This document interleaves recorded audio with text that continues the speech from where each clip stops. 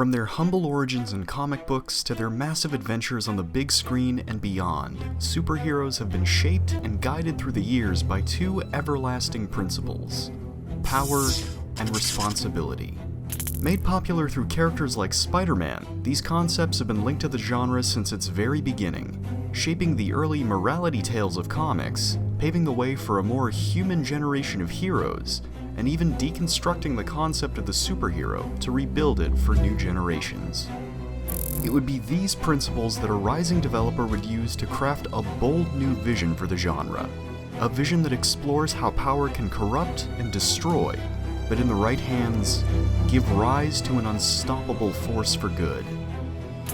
Since their founding in 1997, Sucker Punch Productions have built a reputation as a small but dedicated team, rocketing to success through the Sly Cooper series for Sony's PlayStation 2. However, the launch of the PlayStation 3 brought a massive paradigm shift for the industry, leaving cartoon-inspired titles like Sly and Crash Bandicoot behind for a focus on realism and grittier, more mature titles. It was this paradigm shift that would give rise to Infamous, one of the studio's most ambitious projects to date. Through an immaculately designed world, honed mechanics, and a focus on player choice, Sucker Punch would craft one of the PS3's defining titles, delivering a game that re-examines power and responsibility in an increasingly complex world. It all comes down to one simple question: what would you do if you had this power? Would you become famous or infamous?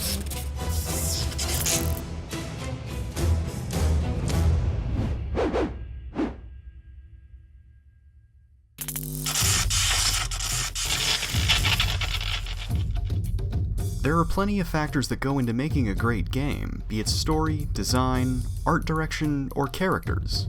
But above all is the sense of immersion, the game's ability to keep players engaged in its story. Sucker Punch's work on the Sly series had given them plenty of experience in crafting an immersive story, but even still, the road to Infamous's development was a bumpy one. It's a different world now than it was when we first started, stated co-founder Chris Zimmerman. The games people buy now are different than they were 10 years ago. You have to adapt to that. Infamous was a big change for us in terms of tone, character, and story.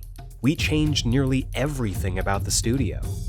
After closing the book on their previous series, the developer would pitch 4 different projects to Sony, including a top-down strategy game called Nasty Little Things and a sci-fi adventure called Uncharted. No, not that one. Before eventually greenlighting True Hero, a choice-based superhero game that would eventually become Infamous. Set in the fictional Empire City, the game follows Cole McGrath, a bike courier who's given electrokinetic powers through a blast that tears through the once great metropolis. As martial law is declared, violent criminals rise up, and mysterious groups plot to weaponize the chaos, the player has to master Cole's new powers to survive this urban apocalypse. For Sucker Punch's team of 60, the transition from animated platforming to an open world based in a heightened reality would be their steepest learning curve. I think actually the biggest challenge was just our experience, recounts game director Nate Fox. We'd done Sly Cooper, which we're insanely proud of, but it's really different than this. It wasn't a realistic universe. This is a grounded, human-based, physically real universe. So we had a lot to learn. To craft the world and tone of Infamous, the team would pull from a variety of sources, from comics like Batman, No Man's Land, and DMZ, to several real-world events.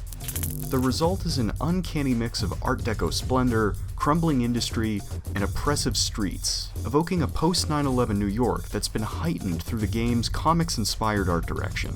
The blast has elevated society's problems into something apocalyptic, with the cities forgotten rising up as militant gangs, strongholds of scrap and trash carving up the skyline, and talking heads preaching doom and denial in equal measure.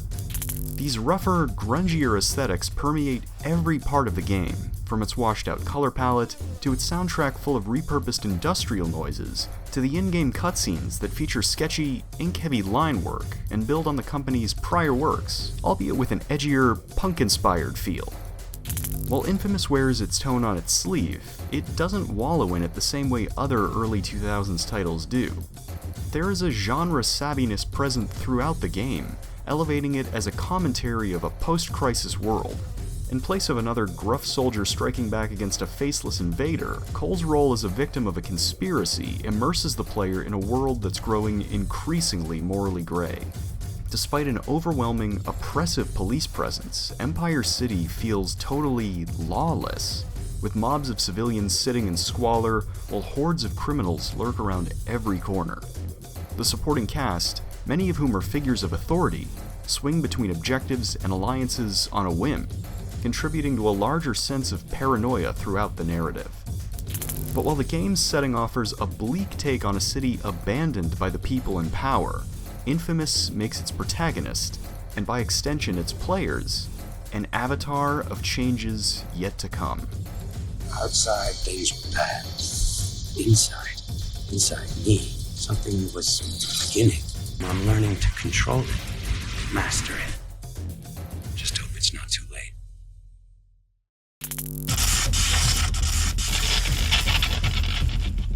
While Infamous's setting and tone paint a picture of a world that's been failed by those in power, its core gameplay mechanics are used to empower the Everyman, as the player slowly masters Cole's abilities and the ways they interact with Empire City to transform them into an unstoppable force.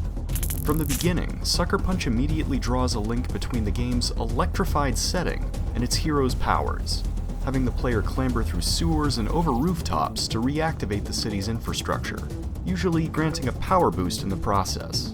These unlockable powers are teased out to complement each of the game's 3 stages, with the game's earlier chapters granting Cole more fundamental combat and traversal powers, while later stages introduce more specialized ones, like static thrusters, a shield, and a one-time lightning storm attack. While each of these abilities have distinct uses, Sucker Punch also gives plenty of incentives to explore and experiment in Empire City, prompting the player with stunts to encourage mixing and matching Cole's powers. In addition to the game's side missions, these stunts reward experience and unlock certain powers for the hero, crafting a gameplay loop that encourages players to keep exploring as more interactions become available. From the beginning, we knew we wanted a system that allowed Cole to master the city, to climb all over it, mused producer Brian Fleming. It's a jungle gym. There's a lot of moving parts in the game, where you have enemy groups and difficulty, and for so many different pieces to mesh together was for us the hardest to get right. This jungle gym philosophy colors every corner of the game's world. Empire City is blanketed with activity, from side missions that impact enemy activity in a given area, to blast shards that increase Cole's energy capacity, and dead drops that fill in the lore of the game. Each activity ends up serving dual functions, building Cole's power set while making the player more aware of his symbiotic relationship with his home. Metallic surfaces, combustible elements, and movement options all add to this sense of mastery over the city, balanced perfectly against enemies that scale in power and size to keep players on their toes. It's a shame that this attention to detail doesn't really come across in Cole's character, who remains pretty static throughout, delivering the same gruff and tough stoicism we'd see everywhere in early 2000s protagonists. Seriously, I'm surprised there wasn't a line of dialogue where Cole says, I never asked for this. Still, Cole's arc from Everyman to Superhuman serves as the driving force behind Infamous, with Sucker Punch using its hero's journey to deliver on the social commentary at its core. In a city abandoned and abused by those in charge, we as the player finally have the power to change the world. How we end up changing it, though, is up to us.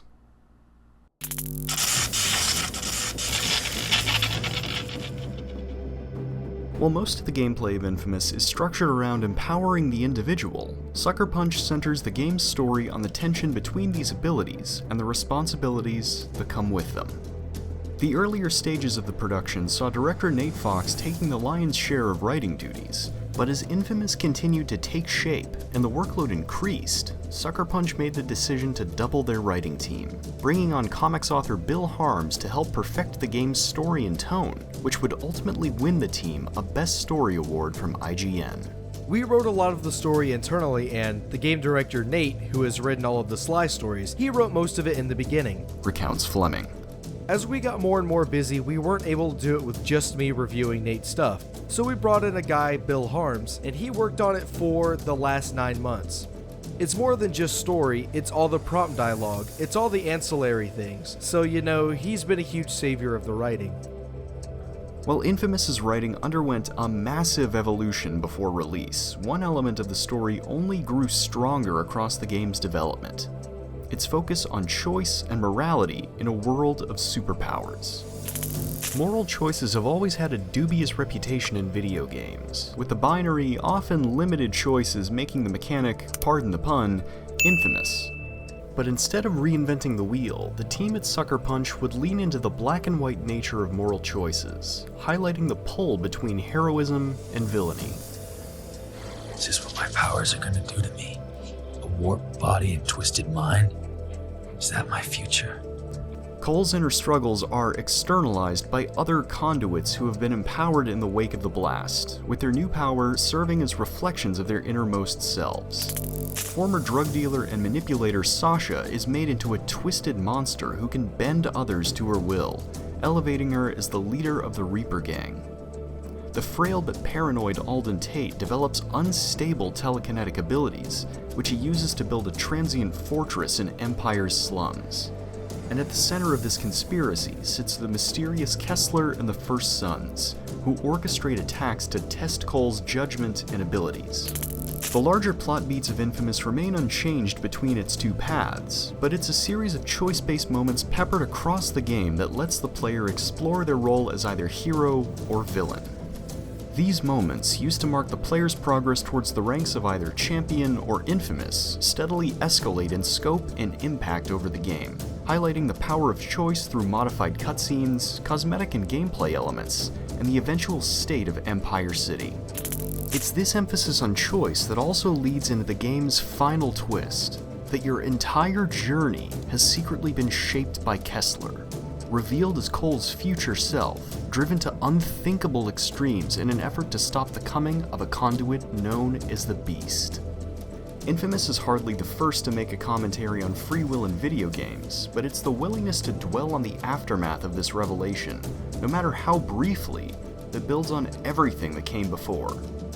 Even when our agency is undermined, when everything seems hopelessly out of our control, we have the power to assert ourselves in the world, either accepting the hopelessness around us or continuing to fight for change. Infamous is really inspired by some personal experience, recounts Fox. I was involved in the WTO riots in Seattle. I was seeing people kicking windows to stores, and it was a totally lawless area. And yet at the same time, people were offering food or water to wash out tear gas. It was great. It was like core humanity, because society was reformed. That's something we tried to do in the game, where taking care of people was more of a choice. Regardless of the path taken, Infamous ends on an ambiguous yet hopeful note. As Empire City struggles on, we see the beginnings of a city and a world shaped by our choices. It's easy to think our decisions don't matter, that we're powerless against the forces that have shaped the systems around us. But in the end, real, lasting change isn't built by just one person. It's countless decisions, each compounding on one another. Sometimes, the most powerful thing we can do is choose to act. Hey everyone, thanks for checking out my latest video. Infamous is a game that's always held a special place in my heart, and as a lifelong fan of Sucker Punch, I hope this will be the first of many videos covering their work. Do you have any favorite Sucker Punch games you'd like me to cover? If so, I'd love to hear what you have to say in the comments. I'd like to give a special thanks to Dom DeFelice, Aaron Cobbs, and my patrons who are helping me to grow this channel and continue doing what I love, and hopefully what you love too. If you like this video, please feel free to like, comment, share, and subscribe. Every little bit helps the channel out a lot. And until next time, stay safe, stay healthy, and stay famous, or infamous.